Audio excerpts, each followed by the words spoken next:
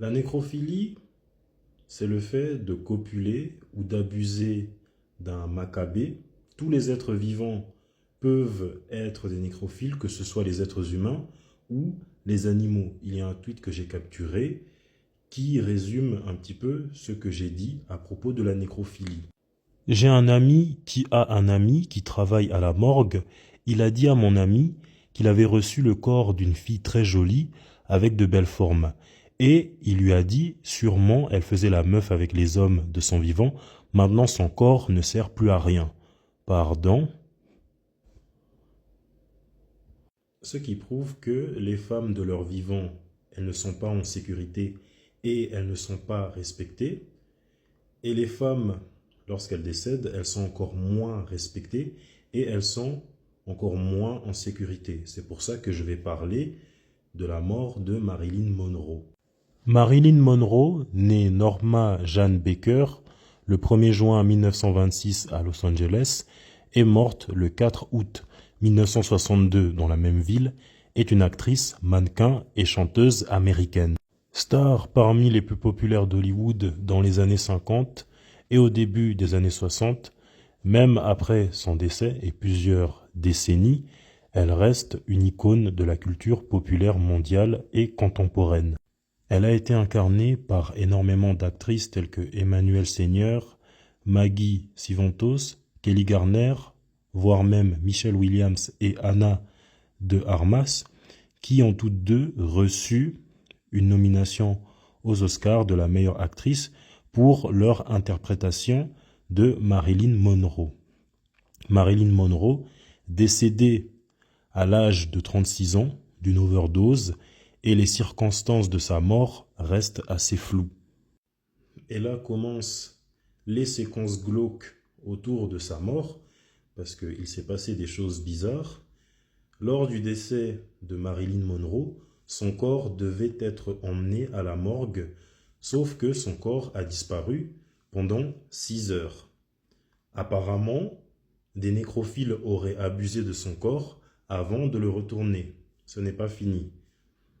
Il y a un businessman du nom de Richard Poncher qui était obsédé par Marilyn Monroe et sa volonté, il a imposé ça à sa femme, que lorsqu'il sera décédé, il voudrait être enterré avec Marilyn Monroe, mais dans des conditions bizarres. Ça veut dire il veut être enterré la tête contre le sol, comme ça. La tombe de Marilyn Monroe, elle est juste en dessous. Donc ça veut dire, quand une personne elle est enterrée, elle regarde vers le haut. Mais lui voulait regarder vers le bas, comme si ces deux-là pouvaient se regarder dans les yeux, dans l'au-delà.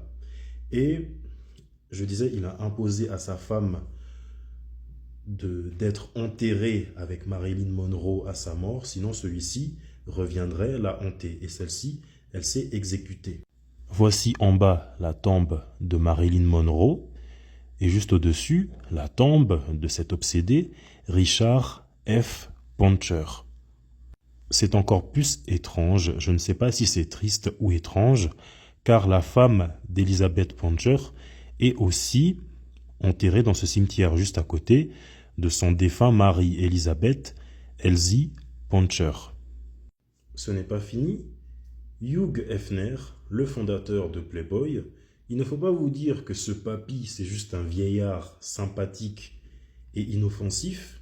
C'était un pervers et tout comme Richard Poncher, il était obsédé maladivement de Marilyn Monroe. Chose marrante, ou fun fact, je ne sais pas comment traduire fun fact en français, mais fun fact, Marilyn Monroe et Hugh Hefner sont nés la même année, soit en 1926. Ça, je ne le savais pas, je viens de l'apprendre. Pour résumer, cet obsédé, cette charogne de Hugh Hefner, sa volonté, tout comme Adrian Poncher, c'était d'être enterré au même cimetière que Marilyn Monroe. Cependant, lui, il souhaitait être enterré à côté de Marilyn Monroe. Voici la tombe de Marilyn Monroe à droite et à gauche la tombe de Hugh M. Hefner. Et les deux sont nés la même année. malheureusement. Marilyn Monroe ne portait pas Hugh Hefner dans son cœur parce que celui-ci a exploité son image. Car Marilyn Monroe avait posé nue pour un photographe sous un autre nom. Hugh Hefner ayant vu ça, il a racheté les droits des photos et les a publiés pour construire son empire Playboy, ne payant que celle-ci que 50 misérables dollars. Les deux raisons pour lesquelles Hugh Hefner, ce pervers, voulait être enterré aux côtés de Marilyn Monroe, c'est parce que celle-ci était responsable du succès de Playboy et ces deux-là avaient le même âge. Rappelez-vous, ces deux-là sont nés la même année, en 1926. Donc, pour lui, il disait que ces deux choses les reliaient. Donc, ils étaient liés. Je joins une vidéo du cimetière où Marilyn Monroe repose.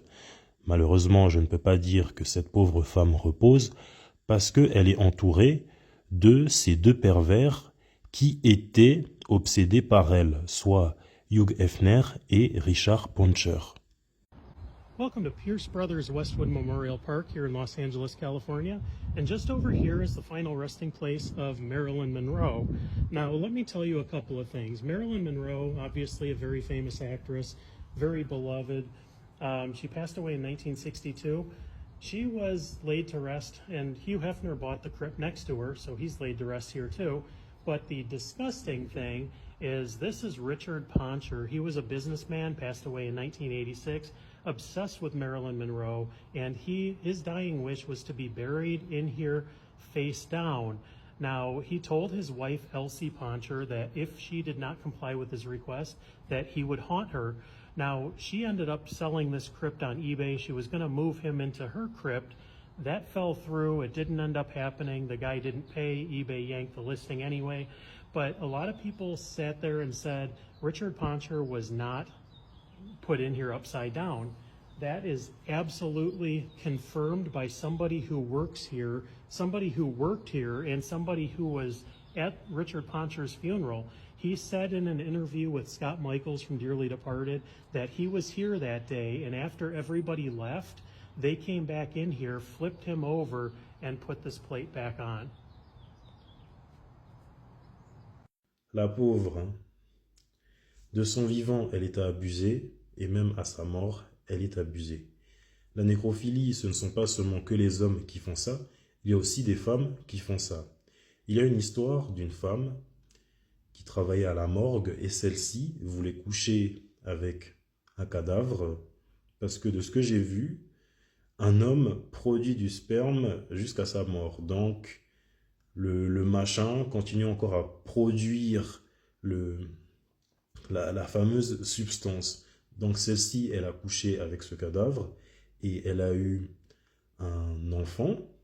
Et lorsqu'on devait identifier, reconnaître l'enfant et identifier le père, celle-ci se faisait muette jusqu'à ce qu'on découvre qu'elle avait couché avec un cadavre.